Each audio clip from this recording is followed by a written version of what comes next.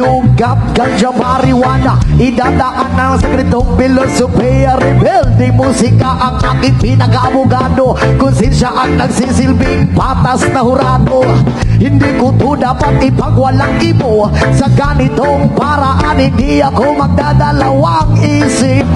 Naisiwalag kung sino ang tunay na mga kriminal, ang sobrang hangal ng isip. Wala nang ginawa kundi pagtaksilan ang kasakiman, gustong suluhin ang lahat ng yaman na mahal kong Pilipinas sa kamay ng mga nakayon ni puro may paturugan.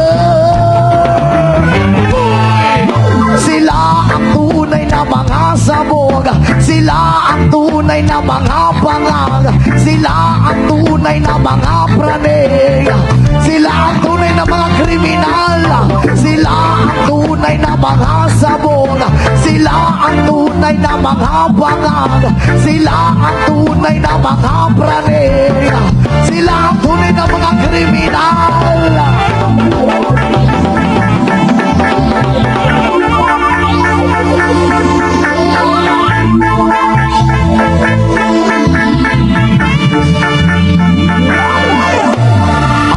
Yose, pasugala naman, hinayupak, bakit legal ang mga yan? Kung buwis lang ang kanilang idadahilan,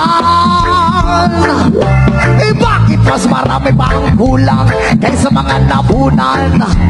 Sir, papublikong paaralan, Kulang-kulang! papublikong pag-abutan, Kulang-kulang! papublikong lansangan, Kulang-kulang!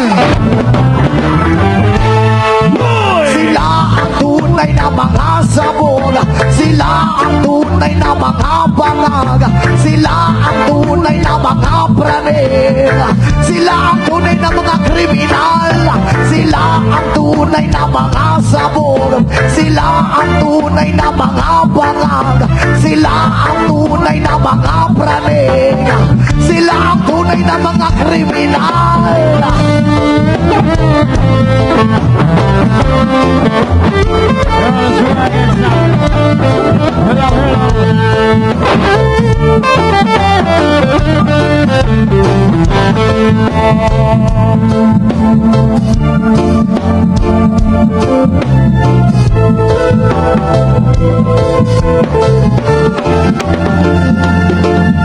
Sila ang tunay na mga sabog, sila ang tunay na mga bangag, sila ang tunay na mga praning, sila ang tunay na mga kriminal, sila ang tunay na mga sabog, sila ang tunay na mga bangag, sila ang tunay na mga praning, sila ang tunay na mga kriminal.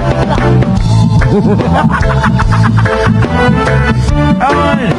Sabog Kumusta ang Pilipinas? sa kamay ng mga naka-uniformeng magturugas.